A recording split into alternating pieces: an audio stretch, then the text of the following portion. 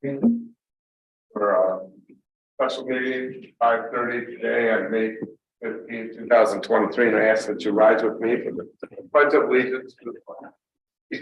I pledge allegiance To the flag of the United States of America and to the republic for which it stands, one nation, under God, indivisible, with liberty and justice for all.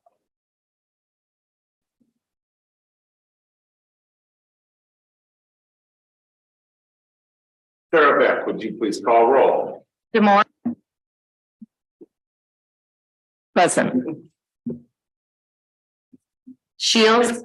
Here. Wagner. Here. Walker. Here. Murphy. Present, we have a quorum. I'm going to turn this over to Shane. Would you like to do a summation or something to start with on this? Sure. Good evening, council. I did pass on a few things for you. I was kind of asked to put a summary together of our current tax abatements, where they are located in the city, kind of a synopsis of their financial impact. So you have a map showing on this map 5 locations. Unfortunately, my map did not go down quite far enough, so I missed the Harbor View pilot that's on Crestview. Thank you. So that should be number 6 on the map. And then I knew I wasn't going to be able to capture the Great Lakes Center for the Arts, the brownfield TIF. That would have created a map that was not real helpful size wise. So that one was left off as well. But in summary, as you know, we have 3 current pilots: Riverview Terrace, Harbor Village Senior Apartments. There's 3 units there. And then Traverse Woods Apartments on Lafayette Avenue. So those are 3 current pilots. You can see the total property tax that's been put forward, the tax payment based on the agreements, and typically those agreements are rents minus utilities at different percentages that were agreed upon by City Council. And then the final column, you can see the gross amount of abatement as a result of that for at least the 3 pilots at this point. And as you also know, we have 2 current OPRAs, Obsolete Property Rehabilitation Act properties, 316, 318 East Lake Street, and 424 Emmett Street. Neither of those have essentially be started yet, but you can kind of see as council has made those improvements what that abatement looks like per year, and then over the period of time that was approved. So this kind of gives you an overall summary of abatements that are in place currently, and then those that, such as the Lofts project, that will be on the horizon as that progresses as well. So didn't necessarily need to spend a lot of time on that. That was just kind of FYI at this point. Obviously, we can circle back to that as needed, but and I can also send this out to you electronically as well. So you'll have that as part of your records, and we'll obviously consider that as we move forward. So economic development incentive policy, this is, I know, has been something that has been on the radar of many of you. We are asked quite frequently, even since I've been here, about any sort of incentives for development.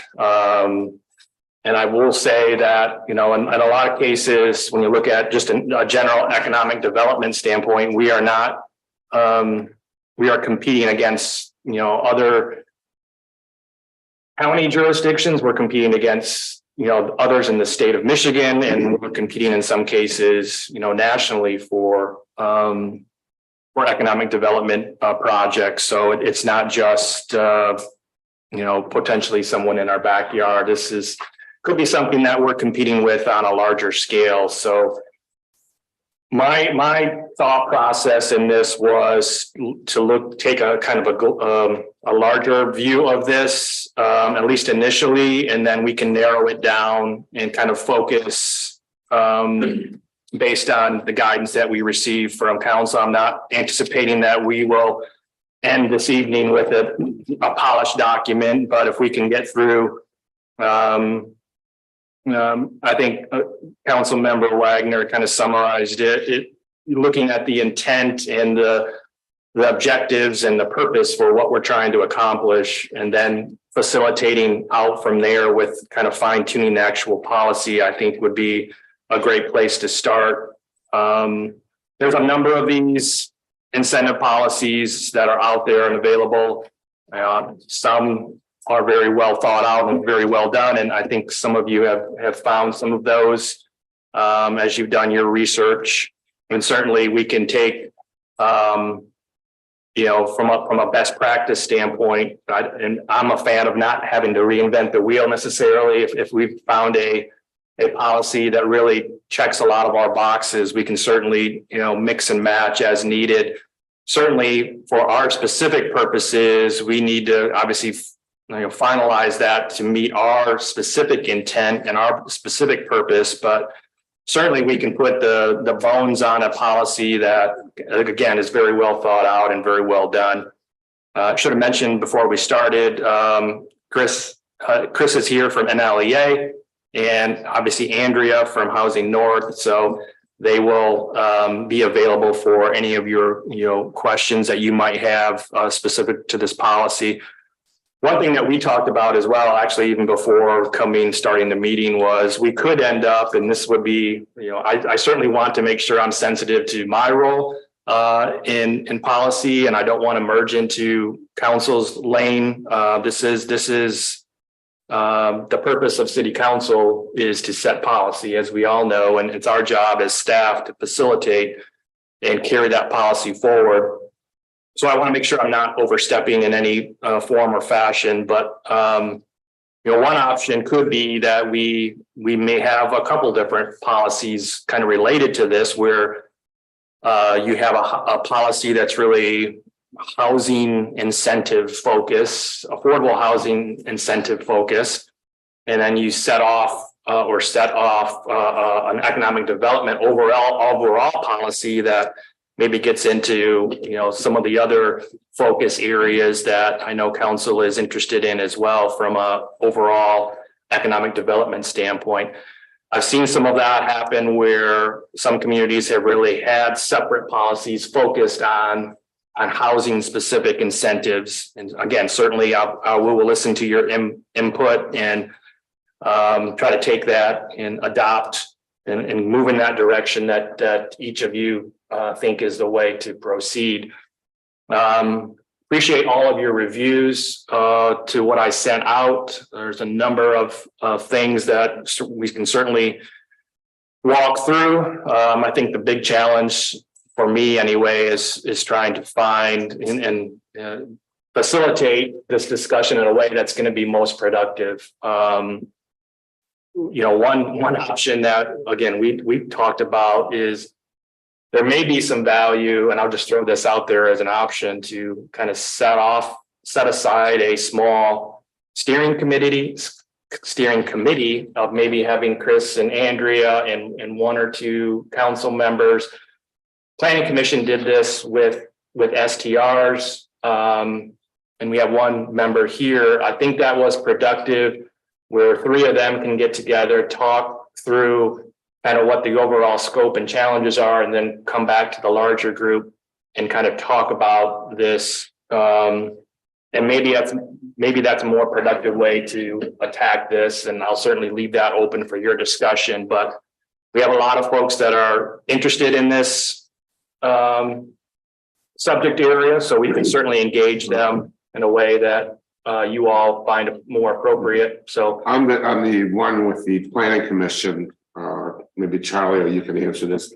How many people were on that subcommittee? Who were the people on the subcommittee? Yeah, there was three members of the planning commission, Charlie, Cynthia, the chair, and Rick Newman Okay. were three members. There's one. And then Lisa sat in there and John, Michelangeli. Okay, so there's nobody outside of the city, it was city staff and planning commissioners, right? Yes, that's right. Yeah. All right. I would think that that would suffice with city council working with staff to do the same thing, really. And we can talk that through. We can, and I'll leave this up to you, how you want to facilitate. I know a lot of you spent a significant amount of time kind of going through this document, giving your feedback. And we can either go section by section, we can give each of you a certain amount of time to kind of walk through the entire policy. It's open to a number of ways how to do this, and there's no right or wrong answer, obviously, but I just want to make sure our time is spent in the most appropriate and most efficient way possible. So Mayor, I'll leave it to you how you want to proceed. Are you okay going step by step and just walking through this, or do you feel you each want to take a chance? Let's see, we've got an hour and 15 minutes. Do you each want 15 minutes of time and that'll eat up the whole time, or do you want to go step by step? Thanks, Mayor. I would just throw out there that I think Mr. Moore's draft, it's easier to read in mind, a lot of similar changes. And what I saw, Mr. Wagner's I support as well, but maybe working from Mr. Moore's draft as we go through. I talked to Mr. Wagner and that was his suggestion as well, but I wanted to make sure to find out what everybody felt. So shall we start with by endorsing that? I felt Tina did a great job of getting rid of some of the maybe not necessary, simplifying what's here. There's some replication that's gone. And then Derek has some great potential additions, I think, that I think as Tina goes through doing what she did, we can then discuss it. I assume everybody will have input along the way. I think that's great. Oh, really? Lindsay, are you okay with that? I'm really open to whatever trajectory this conversation takes, because I honestly was overwhelmed. Reading those documents, it lost every meaning to me. It was completely lost on me.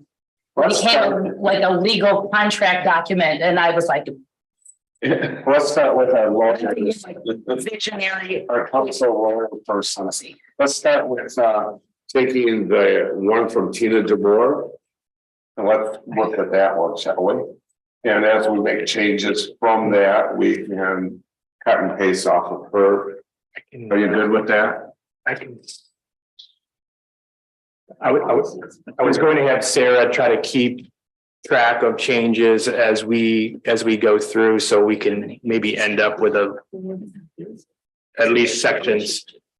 I can send you. So what I brought along, just in case, some clean copies of mine, so it'd be easier to work from without all the markings. Maybe you can work with that next to the marked up one. So I'm okay with the marked up one Either way. because I feel we're going to be marking up that one if there are throwing Derek stuff. Brian's got a few things. Lindsay, let's start with yours. Okay. Could you lead the discussion? Oh goodness, I'll do my best. So the one thing that I thought was common among all the input here, and plus things that were said at the other meetings, were the need for guidelines, but flexibility at the same time.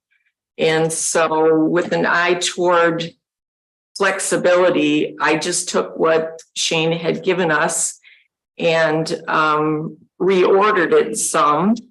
Moving the objectives up, starting with intent, followed by objectives, and then making project consideration the third paragraph. And I know that Derek and you, Brian, had input on these.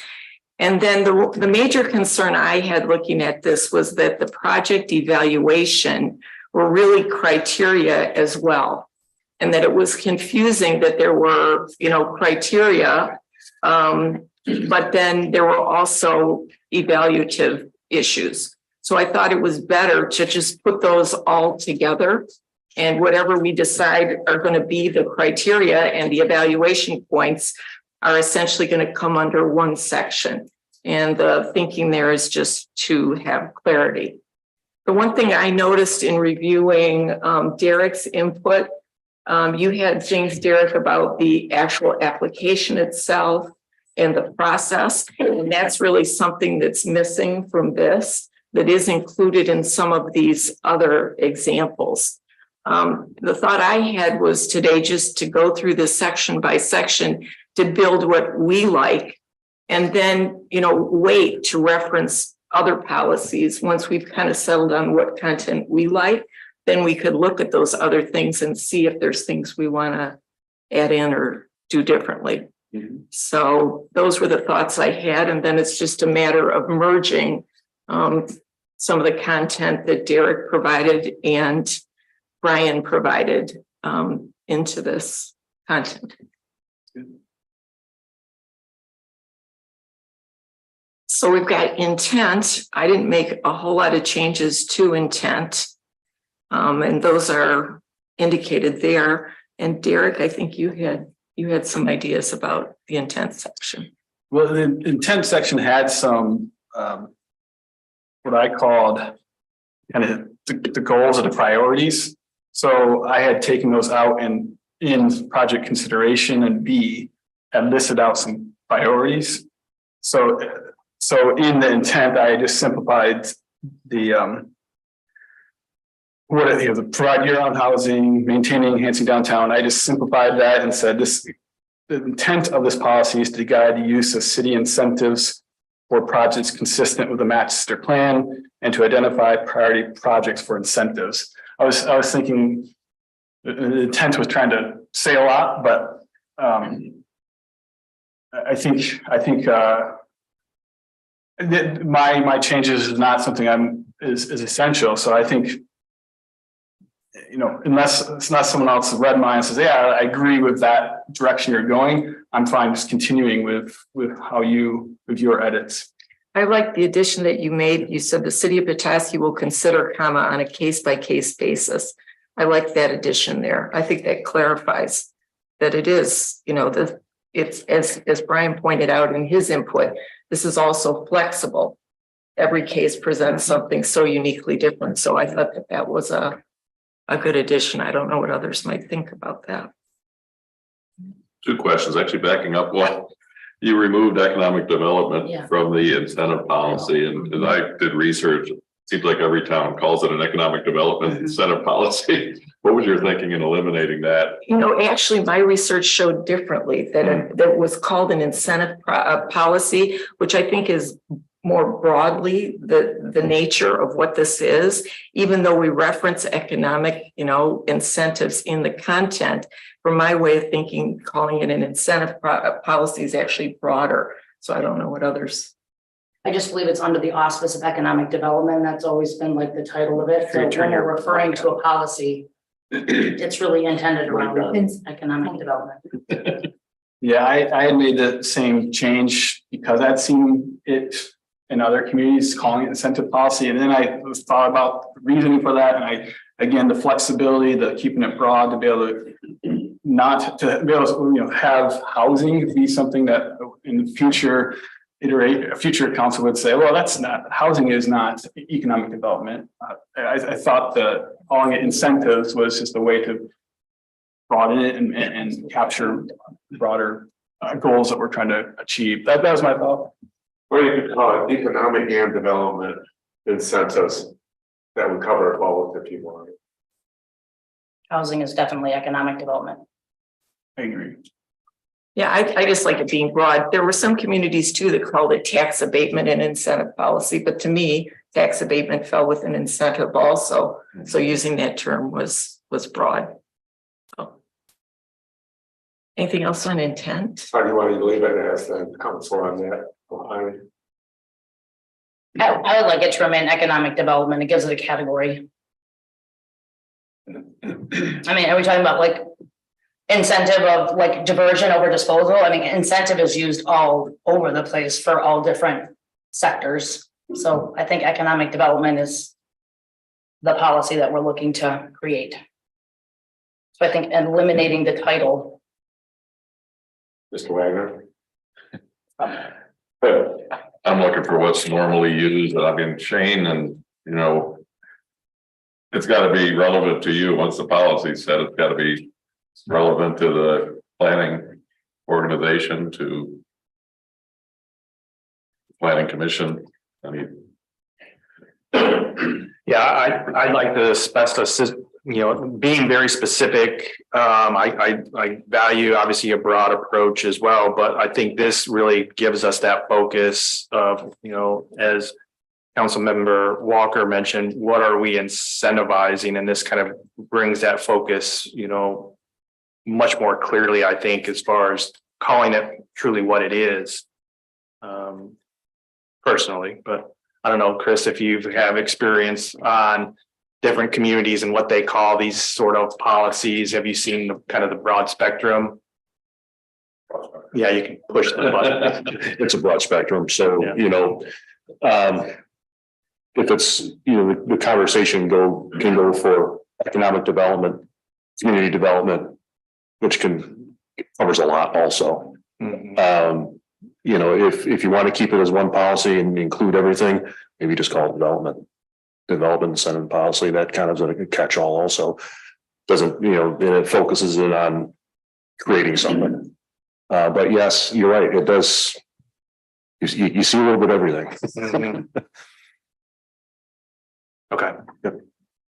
What other incentives are we talking about? It's not economical.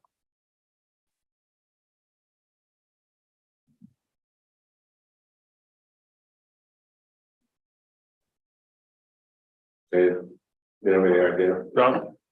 That kind of goes back to why I think having it called economic development probably makes the most sense from our standpoint, but I mean, it could be. We could be in, well, you know, staff time, you know, we're gonna be working on these regardless if there's Yeah. incentives or not.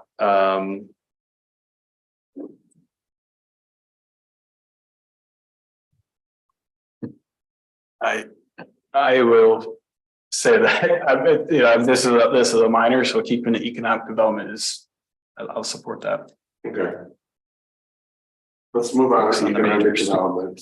Sounds like we have at least 3 Okay. people going.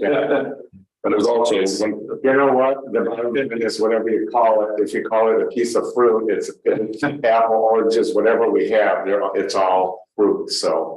I think we're good moving on forward with this. All right. We can always come back to this if we want to wordsmith it later, we can always word it later, but let's get traction going. So going back to the intent, I want to make sure Sarah has that one change that I think you agreed with.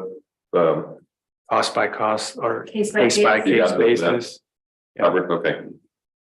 I do, council member Wagner, and I pushed this out to you. I don't know if it was It was Saturday or Saturday. Sunday, but the city of Right. Harrisonville, which I'm not really sure where that's at, but Missouri. I did a really nice job as I read through this, especially on the purpose and on the objectives. And there could be some things in there that we may want to use in our policy if you feel the same. That was the other point I was gonna make so this was sent out Saturday, I don't know if you saw it, but I did. it kind of got at the why. So there's a purpose and scope, and then there's objectives, and in the objectives are things like to promote, stimulate, and develop the general and economic welfare of the city, to provide, maintain an attractive community that creates a positive public image and encourages individuals, families, and businesses to locate and invest in the community. There were a number of those things that I think that this type intent is great, but I think this, like, it up front of all that could really help us. Really good language in here. I think it's good because it identifies what the purpose of this is, what incentives are we talking about? I like that you sent it out Saturday. I thought that was a good piece. Did you say you did not see it? I did not. Okay. I did not see it, but I do think, again, once we build the basics here, that referencing other policies to make those additions, I think that's a really good idea. Tina, we have one additional couple words in the intent that I added. Thank you. where it says to encourage the development and redevelopment of commercial, mixed use or residential buildings. I added and vacant or underutilized sites.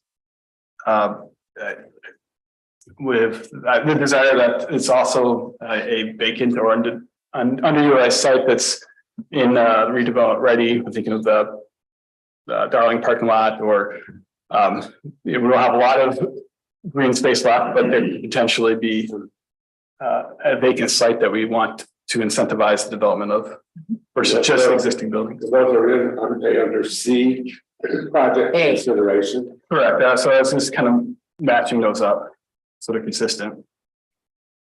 But you're suggesting putting it in A, right? Am I right, or did I misunderstand? Yes, and A.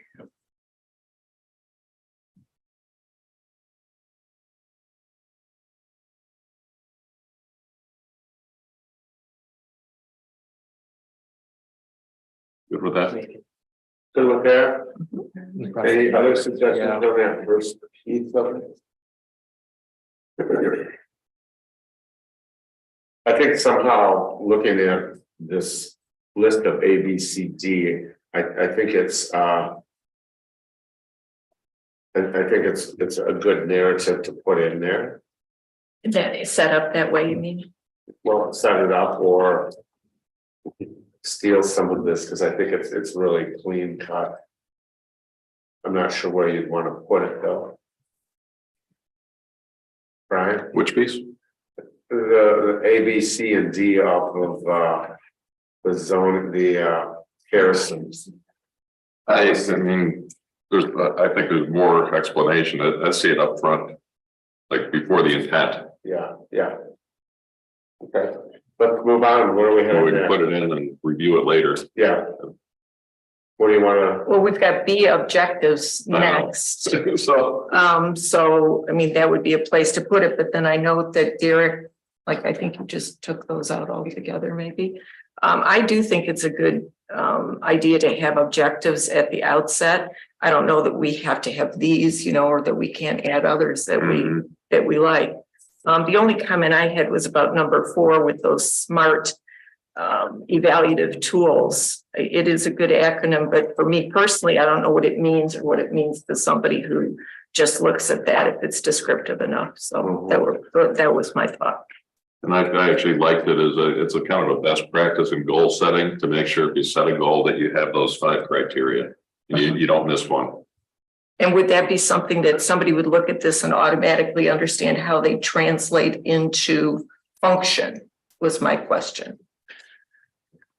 Yeah, and I think I've heard in Charlie sitting in the front row, I've heard Charlie say this a few times about return on investment. And, that could certainly be a measurable tool that we could utilize, even though I don't necessarily agree that community-based projects, sometimes it's hard to find that ROI that makes, perfect business sense. If you're in the widget making business, it's pretty easy to find what that ROI looks like. If you're trying to incentivize a affordable housing project, that is really truly a goal in our master plan and regionally a significant need. How do you measure that return? Could be a little slippery sometimes, but certainly I know that, we need to be, responsible and responsive to our taxpayer dollars, and we're all going to be evaluated on how we do with those resources. So certainly having some sort of measurement evaluative tool, I think, would be beneficial. Yeah, I 100% agree that we should have an evaluative tool. I'm just not sure that this objective to establish those tools is, what I mean? It would seem like an adjunct to the policy that those tools exist, or that we let people know how are we going to evaluate. That's my concern with it. I think it's a good idea. I just don't know how it executes. I'm okay with taking it out, and I'm probably guilty of using ROI as a term too much. But ultimately, it's what's it going to cost us? What's the impact on Petoskey, good and bad? That's Yeah, I moved it up, and I think I was reading that number 4, that's why I struck it. I think 1 to 3 is great, or I support that there. Maybe 4, what we're trying to evaluate, that's what I threw in at the end, the application. So do we? Yeah. They're through their application, the questions that we set that they see, that will allow us the opportunity to evaluate a proposal. So number 4 could somehow say, establish a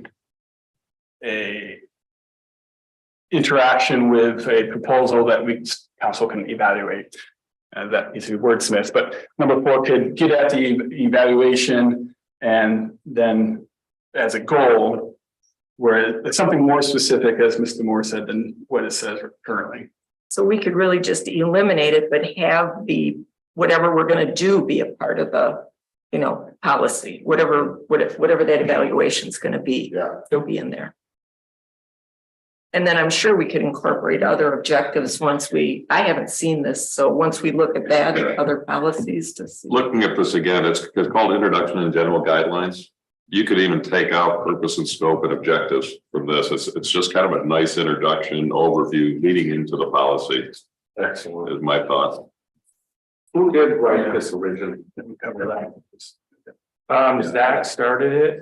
Okay. Actually, It was amazing. Amy started it. He had some metrics in there that he ended up removing, but Right. I remember. it's gone through a couple iterations. John, did John see this? No. But you did, Yeah. you were Yep. staff, okay. Yep. Just trying to, No, I think again, it was, who put this together for us? yeah, it was Thank staff, you to all those that did. staff driven, Because it's a hell of a project. yeah.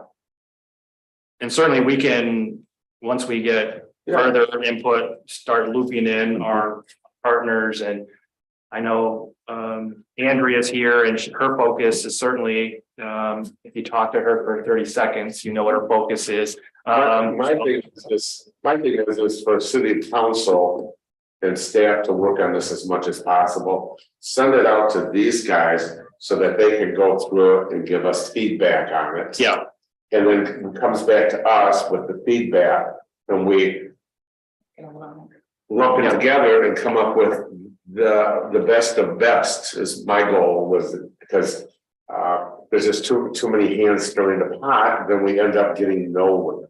And I want to get somewhere. And I think once we get a good basic program going, we'll have those guys that have expertise in it say, oh, well, here's some suggestions, could you blah, blah, blah. I think that would speed this process up. yeah, which I think goes back to the point of a subcommittee, potentially that may make good sense to make the most valuable use of our time. But we're doing this now. Yeah, no, we're here and All right, let's move on. Tina? Anything else on objectives for anybody? So the document that I'm looking at has B, project consideration. So what you're suggesting is to move C, targeted objectives, to B. I think the one we're working off of is C, project consideration, right? Yeah. Yeah. Do we all have the same thing or? You're right, that's actually, I moved up. Did you get Tina's corrected? Yes, I've got Tina's corrected notes from this first document. So I'm just trying to get us all on the same page. that's exactly what I'm trying to do too. Thanks. So, Yeah. Lindsay, I think in the original one, targeted objectives was C. Is that what you were asking? No, I'm working with the document that Shane provided last Thursday in our packet. So A is intent, B is project consideration. All of the changes here reflect targeted objective being moved to C, or into B, and they were previously C. Right, that was tonight. So this is a brand new document. This one tonight. Okay. It's clean. of Tina's markup, and this is what they're leading off of. Okay, So they were just saying remove this 4.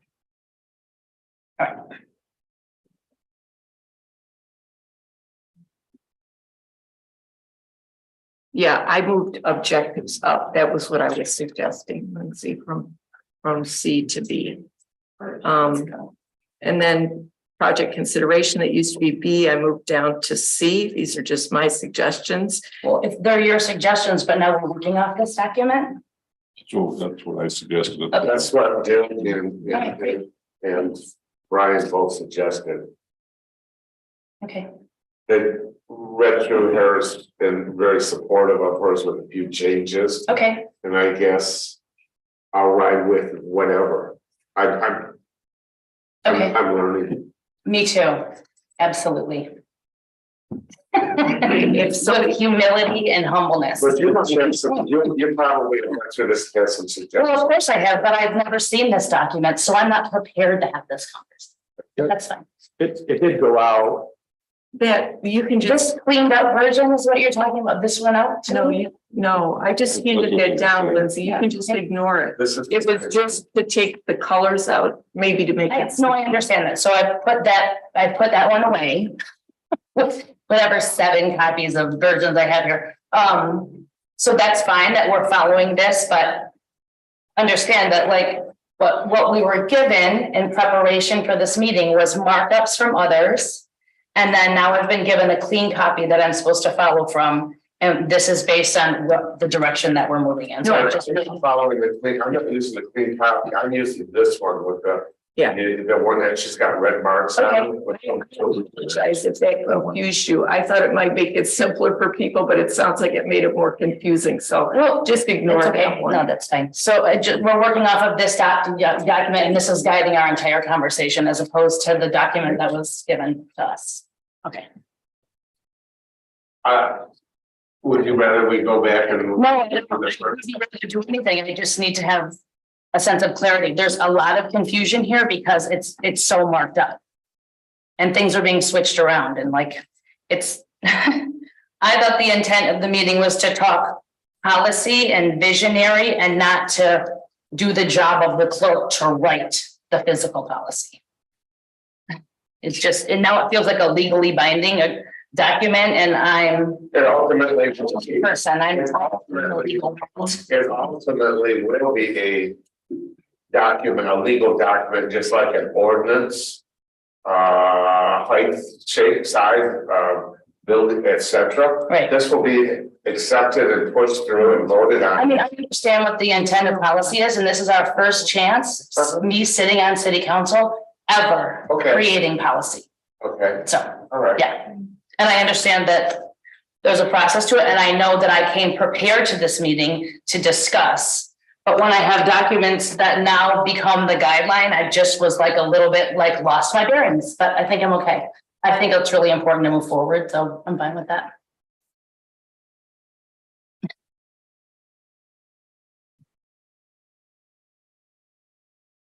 Would you continue? So does anybody else have anything on objectives at this point? Beyond looking at those other things? Okay. Can I just for clarification, what I heard is under objectives to remove what is now number 4, that established SMART. Mhm. That's being removed at this point. Yes. Yes. And is there a fourth, or do you want us to use any of the Harrisville information that you think I might? don't, if people have not had a chance to review it, Okay, I have a concern on. and certainly we can, We're gonna end up with 2 or 3 meetings on this to get this done anyway, so. yep, It is not, there is no emergency to get everything, all the Ts and dots right now at this very time. This is a draft, which will be looked at by others, which will come back and be looked at again by us. This is a long-term process because we have nothing in place. And it's okay for us to cut and paste, and it's okay for us to disagree because we all seem like this council has always worked out coming up with the best. We'll take it a little slow, but we get it right, as I always say, and we'll get this right as well. So, Tina? So for project consideration, I just moved what was B before to be C, so the objectives preceded it. And then the one thing I did notice was the second paragraph of project consideration sort of delineates all the economic development incentives. And that's kind of repeated down below if you look at E. So that's duplicative to me. So I'd either use what's in C or move what's in E up in lieu of C. Because what's in the second paragraph of C is what's laid out in E below. I don't know what others have thoughts about. I see, yeah, I agree. Yeah, with that, with crossing off or removing one or keeping one of them. There is a slight difference. E does not include direct public investment through infrastructure expenditures or fee waivers. So I would request that those be included in E, and you can strike out that paragraph in D. Council, do you agree with Mr. Shield? Or do you have something to add to that? Ms. Walker? Yeah, I think project consideration in the first paragraph, request for incentives should remain at the top. I understand wanting to put intent and objectives first, but when you're laying out a document, I don't want project consideration to get lost in the shuffle somewhere down the road. Because here we're talking about like real things, like real places. Downtown Development Authority boundary, Old Town Emmett, priority redevelopment sites. So they should remain at the top and not get lost somewhere down in the list of other incentives, which would be E, right?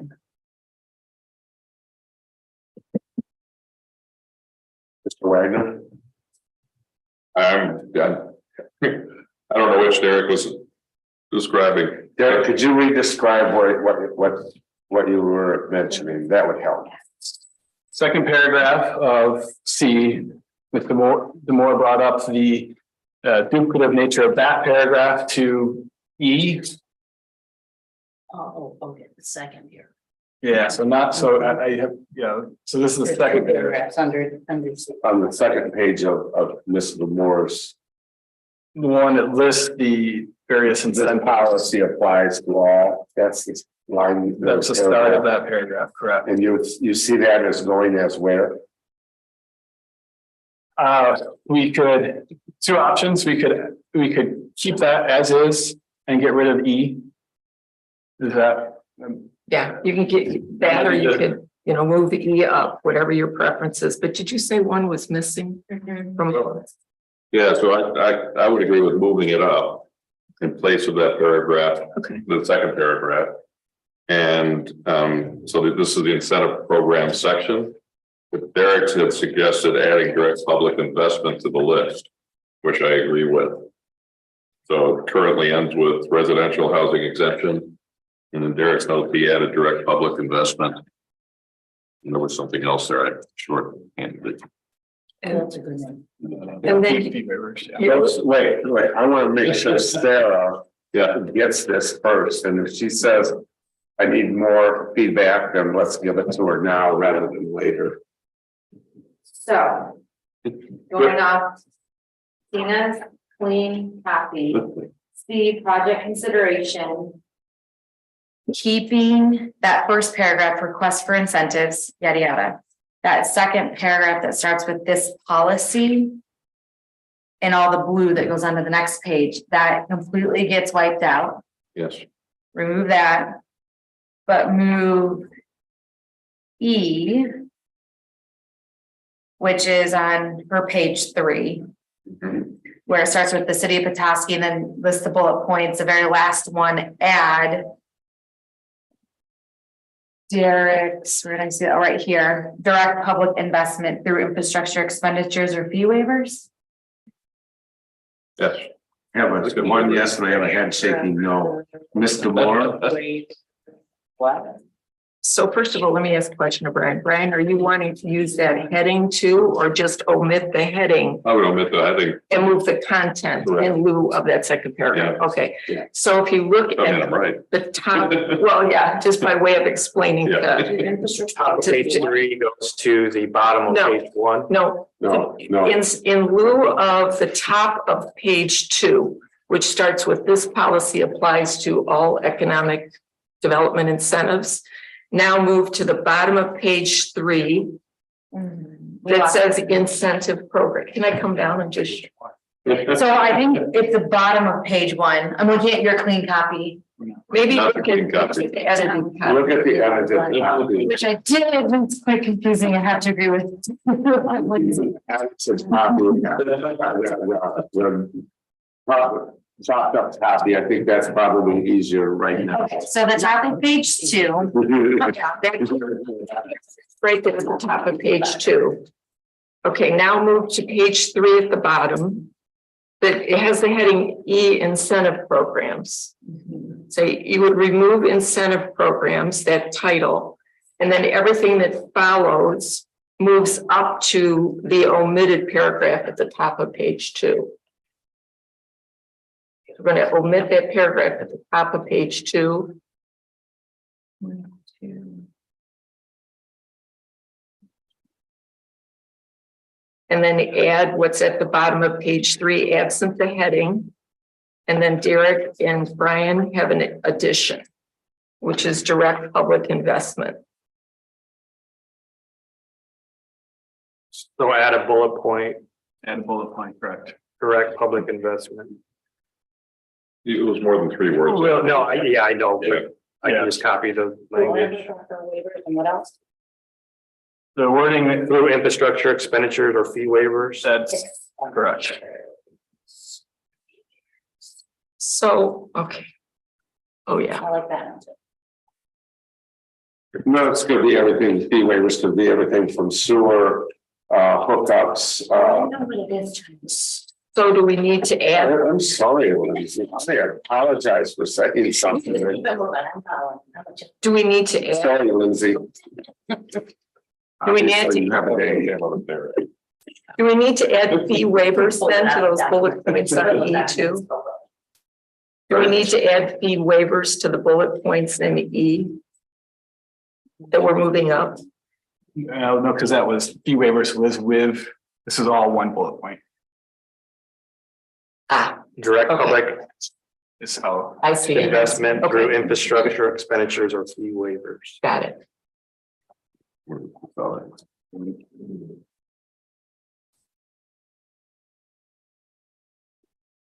Okay.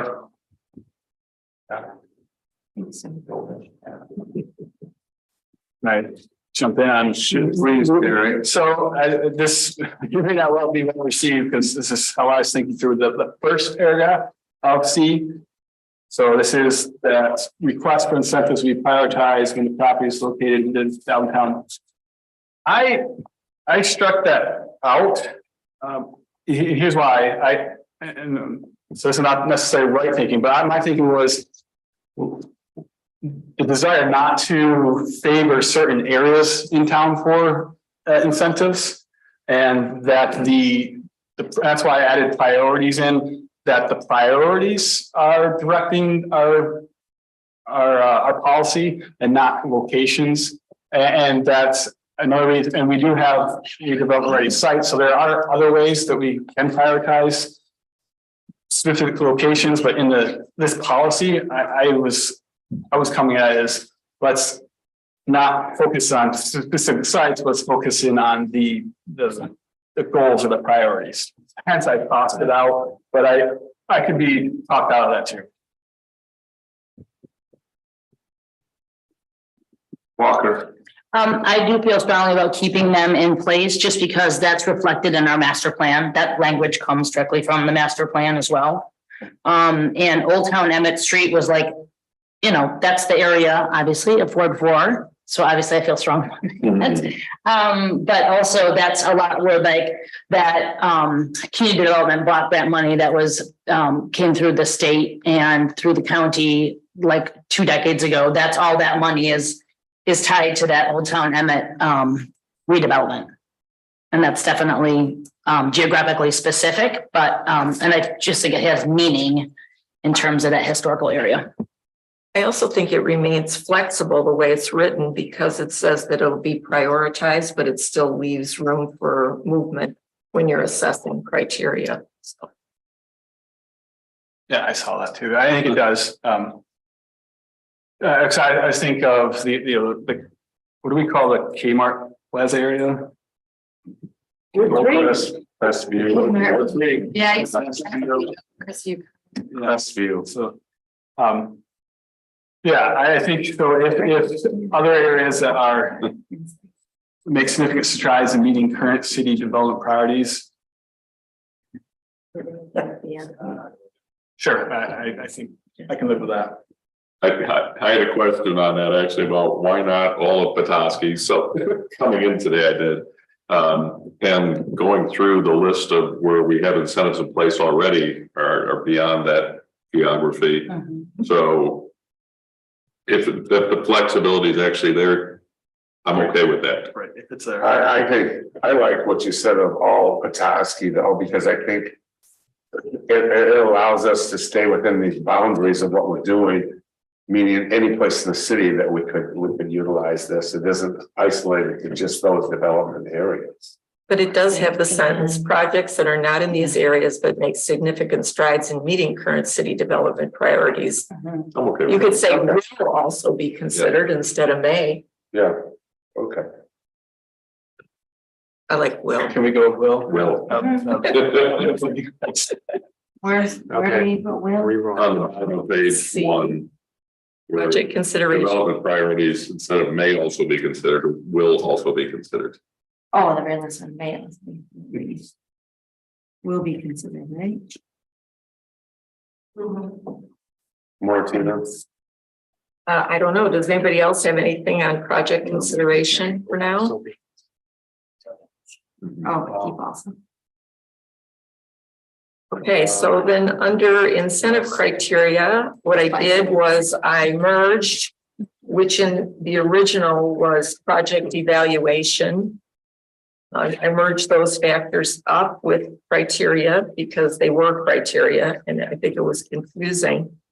And then again, with the thought toward everyone wanting flexibility but guidelines, instead of the introductory sentence saying these shall meet the following criteria, it reads projects for incentive consideration will be prioritized based upon an assessment of the following criteria so that we have the flexibility. One other thought occurred to me is rather than numbering, we might want to use bullet points because sometimes people interpret numbering as, in order of preference or priority.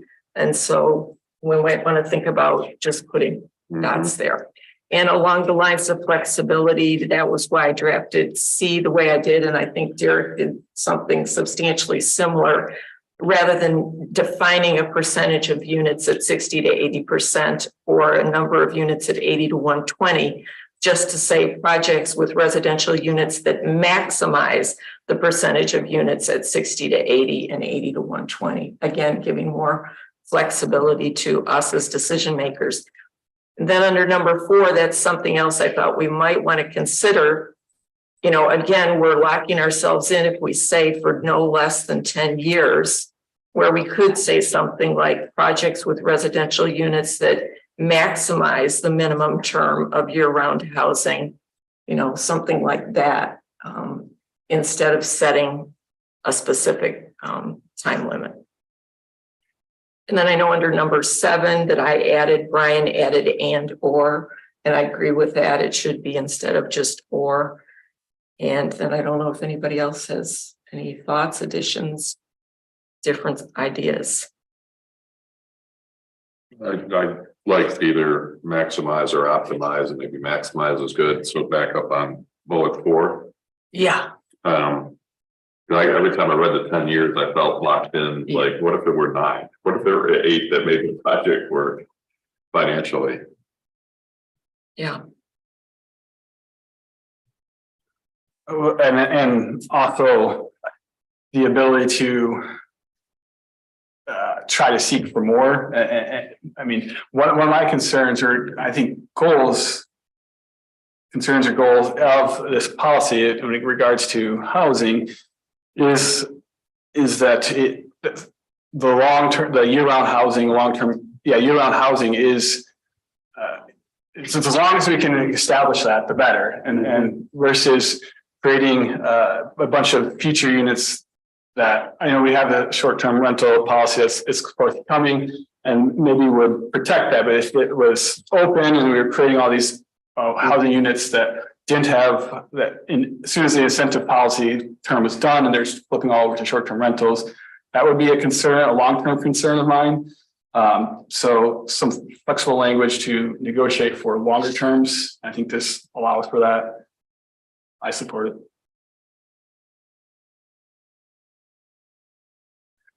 What happens when we go through the grant processes or agencies do? And they're hit up by the state that says there's a restriction of 5 years that you can, 3 years, that you can require year-round housing on it, or you can't raise the rent for these years. You know, how are we going to deal with those things? Andy, are those? Usually that's a minimum, say at least 5 years, for example, like the rest of everything will say 5 years, and then anything beyond that is negotiated between. The city and the, It okay, will revert, okay. you know. I wasn't sure if that would be, we would run into issues with the state or federal monies for that. We would not. Okay, I just want to make sure. Okay. Is there a way to add wording, and maybe this will come in the application process, but wording, I described it as, I'll write it. Let me read what I wrote. Increase the supply of attainably priced year-round housing, and then I described those. So price for less than 120% AMI would increase favorability given to lower AMI targets. The idea of favorability, a project would have more favorability if they went further down the road of either the year-round housing limit or length or the rental price drop. Is there a way to add? Are you saying, so it would be, my concern is we've got teachers, nurses, we've got people out there that are on the higher end of that AMI. And I want to make sure that we have the housing is not just for the very lowest of housing unit people, that we get workers. Right. We don't get retirees, all retirees. I want to make sure that we get some people in there that are actually able to Pay market rent, what? pay market rent, Well, or not maybe totally market rent, but close to it. yeah. And maybe, you know, I don't know how we can swing that with the AMI numbers, but I think it's real important that we have housing for those people as well. Because I hear from those people more than I hear from the low income type people or. 60 raise and being 120. I think what I would say, Derek, is that the broader the language, the more discretion you have in any group of circumstances that presents itself. That would be my argument for the broadest language possible. Because then, you know, depending on whatever's presented, if it's more amenable to the lower, then you can nudge for more of the lower, or so that would be my my argument in favor of staying broad. I agree. And maybe it's in the application, there could be a parentheses, council look more favorable, you know, if you can maximize this, explain how you will provide for those rental prices versus your pro forma gap. So I think that's will shake out in the application. So I am good with moving on with this as Mr. Moore has it. I forgot to mention too, that under 10, Brian had, I thought, a really good addition. He put in, it's, the project enables the improvement or creation of public infrastructure such as he added increased parking capacity there. Yeah, rather than just a ramp. Yeah, exactly. And I thought that was a really good and important addition. I don't know if this is the time to bring it up, but I personally feel that every project that goes in of any size is require public safety, whether it be police, fire, emergency type stuff. I believe it's looking at that when the taxes are collected, I think the city should get some cut, say 20% of the funds that are collected yearly for taxes. And the other 80% are feed offs by the development. And I think it's very important that if you look at Maple Block, 220 units, you know we're going to have public safety down there for a variety of reasons. And I think it's important for us to remember that we are going to be taxing our public safety, our police. And I think it's important for us to look out for the city's interest in these projects as well, even if it takes another year or two of the project being funded through taxations, reimbursement. I think it's really important to look at that 2080. We did that with Great Lakes Arts Center. It worked out fine there. I think it would also, because we knew we were going to have public safeties out there, whether it be for traffic problems, emergencies, fire. And so I think it would be important for us to somehow build that same numbers into this document.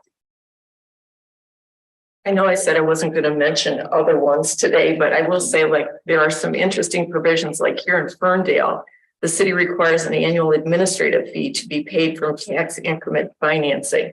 The fee will be 5% of the tax increment captured for each year of capture. So once we get past all this, there are some nuggets in here that I think are things we may want to. And we did 20 with the Great Lakes Arts Center, and they were fine with it. 2080. And I think that is a good number to go with. It worked for them. I think it would work for the city as well. I was trying to, I remembered your comments on that last time. I was trying to think through where to put that in here. I didn't come up with a great solution other than in the application that asked them to tell council how much would they estimate would we have to spend in public safety, et cetera. If they were needing public infrastructure, tell us how much public infrastructure you need. So that can be part of our evaluation. Do you really want to get into the collecting? Well, we might have 3 ambulance calls or 3 police calls. Trying to figure that, I see that as very difficult for somebody to figure out. Where if you just do the 20%. Again, the flexibility of that we're kind of aiming for in this. If we write in 20% and a project would fly if it was 1090,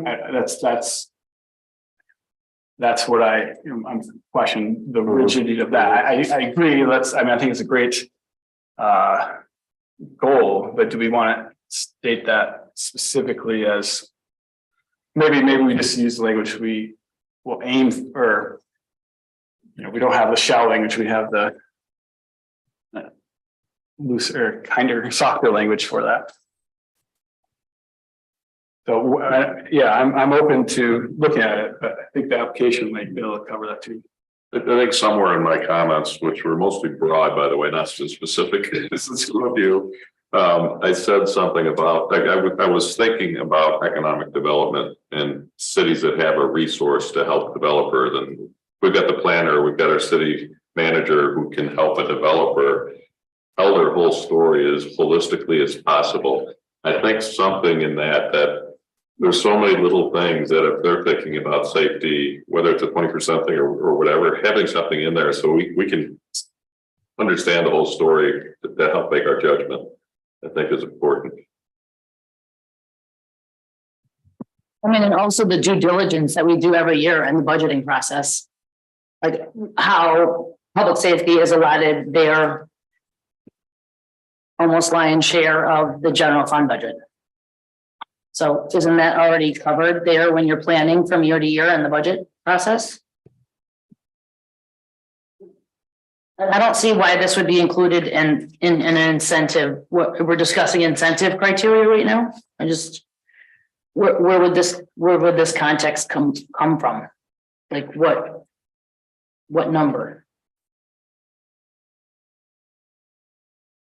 I don't know who she's talking to. We're on section D right now? Okay. So I don't understand why we would build into a TIF agreement, like you're giving a comparison to Great Lakes Center for the Arts, where certain parameters would go as incentive criteria in this section.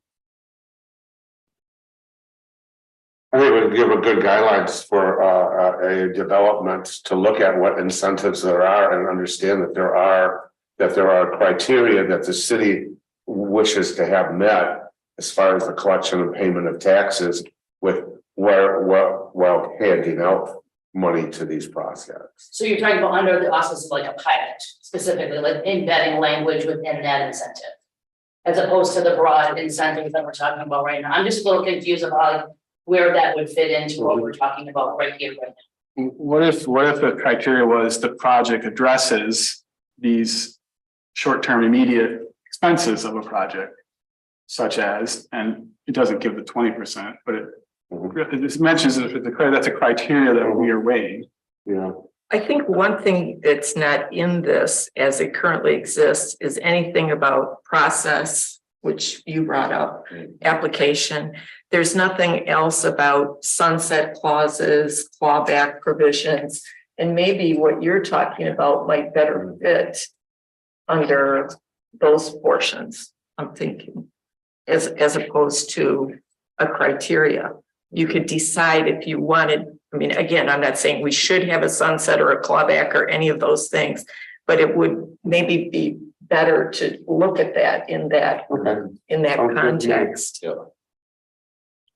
I think typically on a project, and we're working through that now with City Park Grill, we will have a development agreement between us as the city and the developer. So I think that type of language, clawback, sunsets, could be incorporated in a specific development agreement, maybe not in an overall policy. I did see them in some of the examples. Yeah. There were some, this one I'll read, I can basically copy the language from one of them. The applicant agrees to initiate project construction within 2 years from its incentive approval or other amount requested by city council or forfeit the incentive. That was one example. And so it could be in here, but I think there's definitely other avenues for it. Yeah, I think it should be part of the policy if indeed it's something you want to see happen.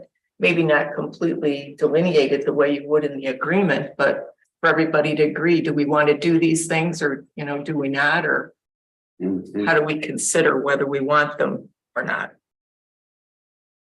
It's since I've been in council, it's come up a couple of times of concern about giving out providing incentives and we're not seeing construction start and that being frustrating. So I think I would be in favor of having that in the policy, as well as with an opportunity for them to then come back before the deadline and ask for an extension, and we get to evaluate it again at that time. I agree. So essentially adding on to criteria, with a 13 potentially that says, No, I think we were thinking about putting it in a process section. oh, okay. Did I misunderstand? Either way, I thought, we're at section D in the incentive criteria, right? I could see it going into criteria, but I had pulled it out in a separate one, but it could go. Good news is we're only working on a draft.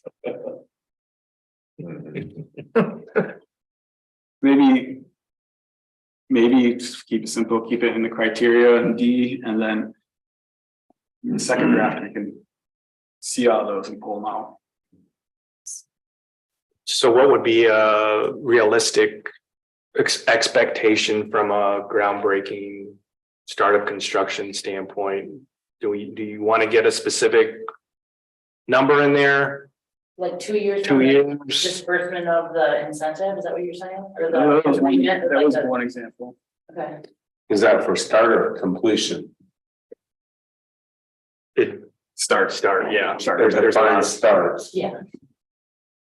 shovel in the ground. Shovel in the ground, yeah, I would. Think we would need to find that. There's some examples of this in Ferndale and or Schwartz Creek. I know that I read. So It's, does it take 2 years or 3 years? This one said 2 Two. years. But we can go From the peanut gallery, planning commission site review sunsets in 18 months. Unless you begin construction. so 2 years would be. So if you don't start digging the hole. You gotta come 18 months back. After you get the approval, then you have to come back for a renewal of your site plan. Mhm. You know, a lot of these incentives, even federal reimbursement. And with a tax incentive, you're not gonna realize it until they make the improvement, they get the increase in the tax payments, they get to realize the benefit. So, I think John said, there's been cases where you can say, you'd like to see groundbreaking in 12 months from approval, this will just not hang out with forever, sometimes 18 months, 21 months. So it's how long you want to sit around and wait for it. Because it's open for discussion, but when we give it to cash out. Is it more than just coming back and going, we'd like an extension? Or is it starting the whole process, basically parts of the process over? They have to reapply. They have to reapply. Yes. So it's like, They have to- so it's like starting over, And basically. it may be a simple modification. but Right. They have to start again with a new application. Right.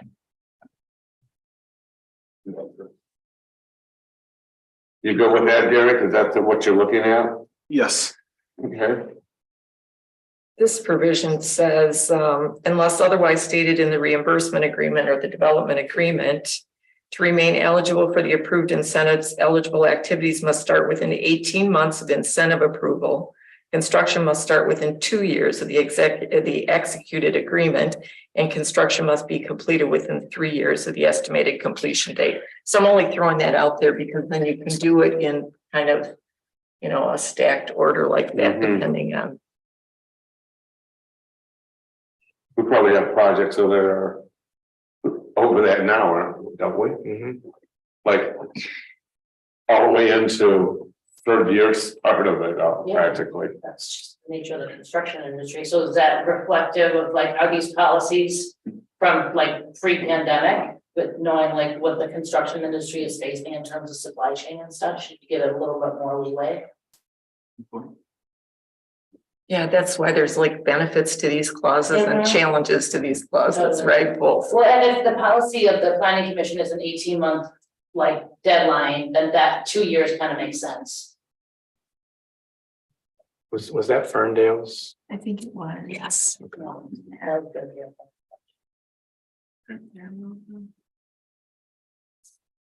Okay, I can use that and then we can. You guys can Brainstorm. chew on that a little bit. Can I ask you a question about where we're at? Yes, Ms. Walker. Okay, where are we at? Because I had a question about the reference to 60 to 80% AMI and 80 to 120% AMI. Are we talking just about exclusively rental housing? Because it doesn't say anything about, it says residential, but it doesn't say rental or home ownership. And I don't think AMI is used when you're talking about home ownership opportunities. It is. Is it? Yeah, that's what's habitat standard. Okay, so that would be ownership. Okay. So I didn't know if it was necessary to say rental or home ownership, but maybe it's just under residential and that's, I'm fine with it. I just needed some clarity.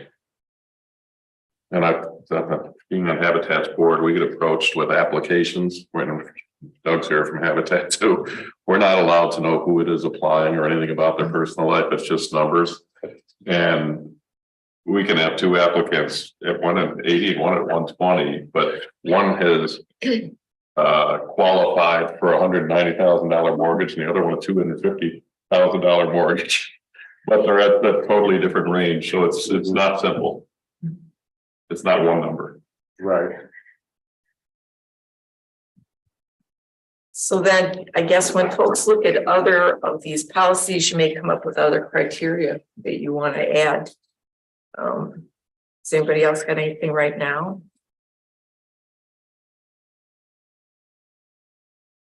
I do not, but there are things.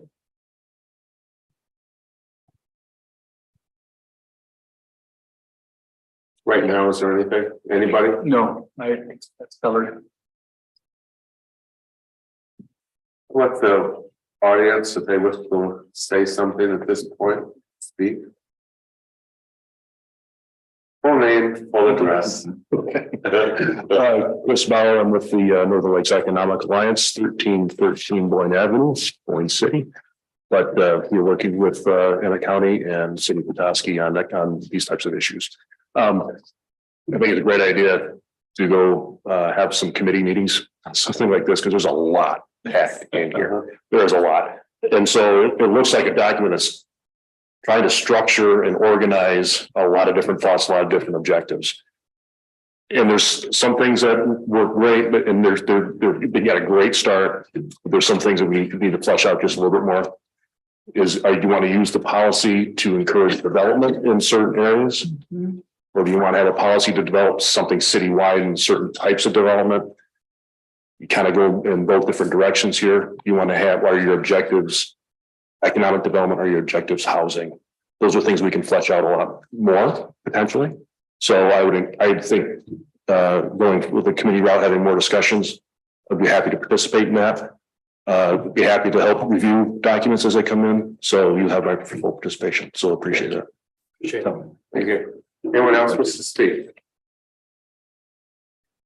Charlie Wilmot, 1128 Valley View, Petoskey. First of all, I applaud your effort here. It's long overdue. But I also sympathize with your pain going through the process. In that regard, a couple of tips that we learned recently in the select committee on the planning commission.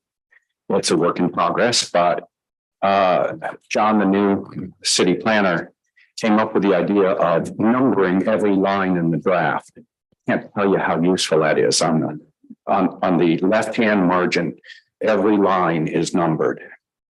Second of all, using track changes. Now, everybody doing their individual changes can be very confusing, as we saw here tonight, in order to consolidate that.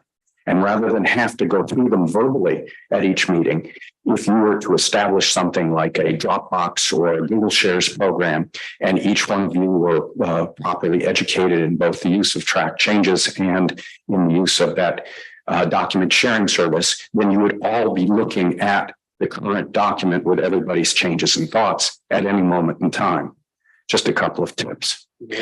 With regard to the AMI conversation that you had a little bit ago, don't forget affordable housing of all kinds is the priority for all of us. Get it? But it's not the only form of development. Somebody wants to open a chip factory in our town and bring us billions of dollars of new jobs and opportunities. This policy statement could be a policy statement that embraces all kinds of development here, not just residential, although you may want to prioritize residential. In addition, the policy statement, along with the application, key part of it, along with a financial modeling, call it an ROI analysis if you wish. We all do ROI analysis in business, but ROI analysis always has subjective variables. The subjective variables can differ between each individual's point of view and many other factors. And that's where you take into account a sensitivity analysis to frame the overall financial modeling and the impact on the city and the citizen taxpayers. So this is a great process, but I think it needs to go from a general policy, all-encompassing general policy, to the application process, which helps define specific priorities and needs, and to financial modeling that the city can provide to you so you can make the appropriate decisions as to how to incent and where to incent. Thank you. Anyone else wish to speak? No? Okay. Mr. Shields? To Mr. Wilmot's shared document. I thought about that too. Is there Open Meetings Act? Is there any restrictions on doing that? I don't think that's. I thought about that. I would say yes. So we could all be on at one time. Don't get one at the same time, I think. But I know, but it's that. Doing city business outside of the public realm of. Would it be worth asking counsel or legal counsel? If it's. We can. Why don't you ask Mr. Cross? I have a feeling he's gonna say that's going a little too far, but I don't know. Maybe it's okay. Anything else, counsel? Right? I think the thing that I would like to go back towards, do we want to continue working through this as we did tonight, or do we want to create a small working committee and kind of come back once we kind of flush some things out on a smaller scale? I'm open to any and all scenarios that you feel will be appropriate. Yeah, thanks, Mayor. I don't think we have that much left to review. Like, can we agree to where we stopped and then look at what we have left and just work on it again? Does it take it away to like a small group after like going through this process and not really completing it? Can anybody tell me where we stopped? I would like to see us if we can work through this ourselves. G and incentive criteria. That's what These individuals that can then come back to council with their markup suggestions on this. I don't know. I have confidence in where we went today through this. We didn't all agree, but we all came up with the solution. I personally, I support the idea of a small committee, whether I'm on it or not. I think there's a lot more to be done here. If you had an opportunity to review, which I didn't have an opportunity to review this one, there's just a lot out there in terms of provisions that I think we may want to consider having in here. And I think it would be a lot to go through at this table. I defer to the majority. Mr. Shields. Yeah, on one hand, I hear Ms. Walker saying that we're close to what we have in this document so far. What's remaining is kind of description of these incentives, which Mr. Moore has suggested to remove, and I would agree with. So for what this document, we could be close, and then so on one hand, there's an opportunity just to have a document that we can then be done with and address later as needed, or when there's more time. But I think on the other hand, there is a deep dive that could be done that hasn't been done, which we would not have time. We would take multiple of these to do that deep dive. So if we want to do that deep dive, then yeah, a small committee, a separate committee would be necessary. So the deep dive be done after we finish our thing, then taking it and sitting down with what you've given feedback into. I don't know, Mr. Wagner. Well, it's one more thing, Mary. I think I want to second your opinion of if staff could sum up what we talked about tonight and have a draft that gets feedback from these outside parties.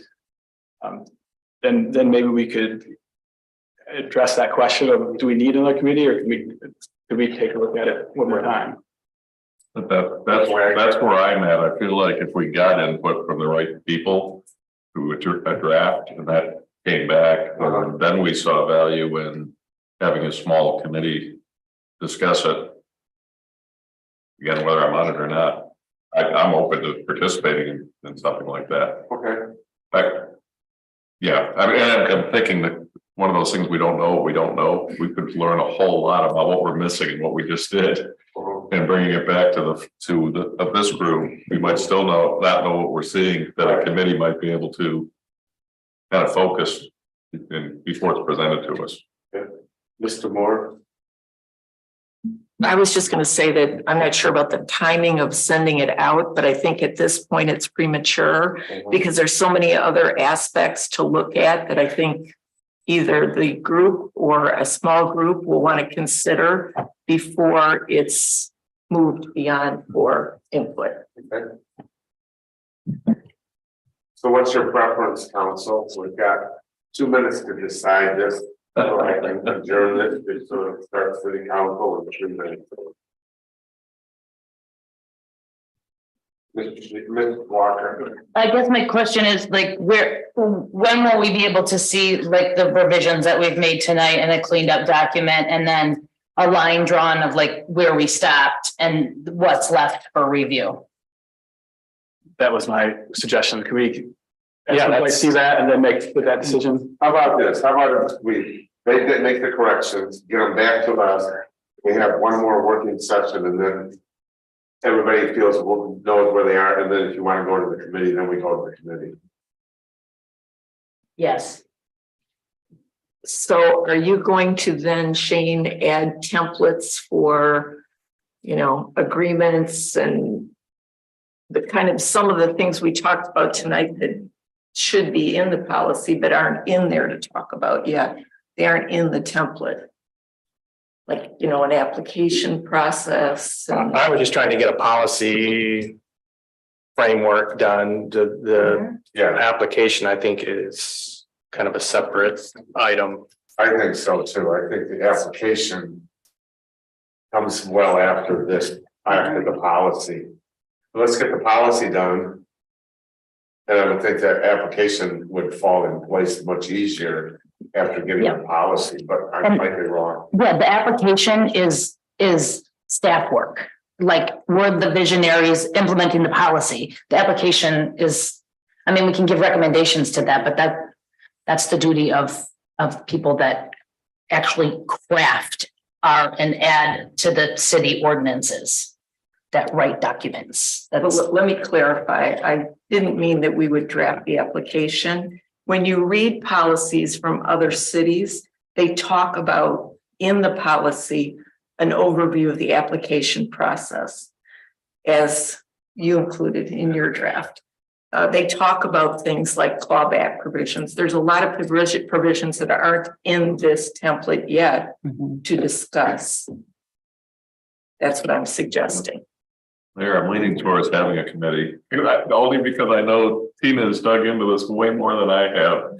And I feel some of those elements could benefit from a small committee.